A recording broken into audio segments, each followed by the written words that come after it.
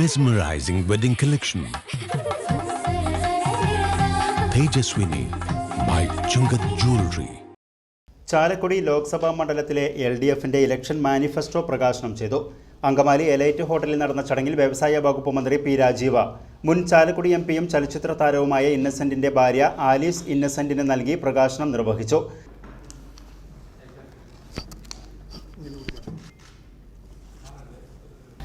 ഇന്നസെന്റിന്റെ മലയാളിക്ക് കൊടുക്കാൻ അദ്ദേഹത്തിന്റെ സിനിമകൾ തന്നെ ധാരാളമാണ്. പക്ഷെ ജനപ്രതിനിധി എന്ന നിലയിൽ കൂടി അദ്ദേഹം നടത്തിയ സേവനങ്ങൾ അടയാളപ്പെടുത്തേണ്ടതുണ്ട് എന്നാണ് ഞങ്ങൾ കരുതുന്നത്. അതുകൂടി വെച്ചിട്ടാണ് ഇങ്ങനെ ഒരു കാര്യം കൂടി മാനിഫെസ്റ്റോയിൽ ഉൾപ്പെടുത്തിയിട്ടുള്ളത്. എല്ലാം നടപ്പിലാക്കണമെങ്കിൽ അതിന് പറ്റുന്ന ഒരു ജനപ്രതിനിധിയായി പ്രവർത്തിക്കാൻ കഴിവുള്ള ഒരാളെയാണ് ഇത്തവണ ഇടതുപക്ഷ ജനാധിപത്യ മുന്നണി ഇവിടെ അവതരിപ്പിച്ചിട്ടുള്ളത്. എന്തുകൊണ്ടും ഇന്നസെന്റിന്റെ ആ കാഴ്ചപ്പാടുകൾ അതിവേഗത്തിൽ മുന്നോട്ട് കൊണ്ടുപോകാൻ കഴിവുണ്ട് എന്ന് അനുഭവത്തിലൂടെ നമുക്ക് എല്ലാവർക്കും ബോധ്യപ്പെട്ടിട്ടുള്ള പ്രൊഫസർ സി രവീന്ദ്രനാഥാണ് ഇടതുപക്ഷ ജനാധിപത്യയുടെ സ്ഥാനാർത്ഥി. അദ്ദേഹം കൊടകര പുതുക്കാട് മണ്ഡലങ്ങളുടെ MLA ആയിരുന്നപ്പോൾ നടപ്പിലാക്കിയ പ്രവർത്തനങ്ങൾ ഒരു പാഠപുസ്തകമാണ്.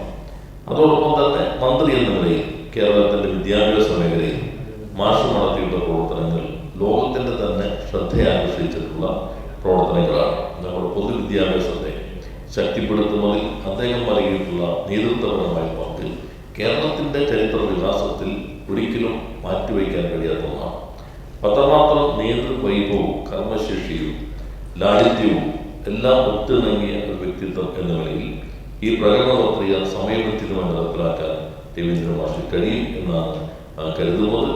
പ്രൊഫസർ സി രവീന്ദ്രനാഥിനെ വിജയിപ്പിക്കാൻ എല്ലാവരും സഹായിക്കണം എന്ന് കൂടി അഭ്യർത്ഥിച്ചുകൊണ്ട് നിങ്ങൾ എല്ലാവരുടെയും അനുമതിയോടുകൂടി ചാലക്കുടി ലോക്സഭാ മണ്ഡലത്തിൽ LDFന്റെ തെരഞ്ഞെടുപ്പ് മാനിഫെസ്റ്റോ അനുസരിച്ച് നൽകി പ്രകാശനം ചെയ്ത കാര്യം പ്രഖ്യാപിച്ചുകൊണ്ട് വാക്കുകൾ അവസാനിപ്പിക്കുന്നു. എല്ലാവർക്കും നമസ്കാരം.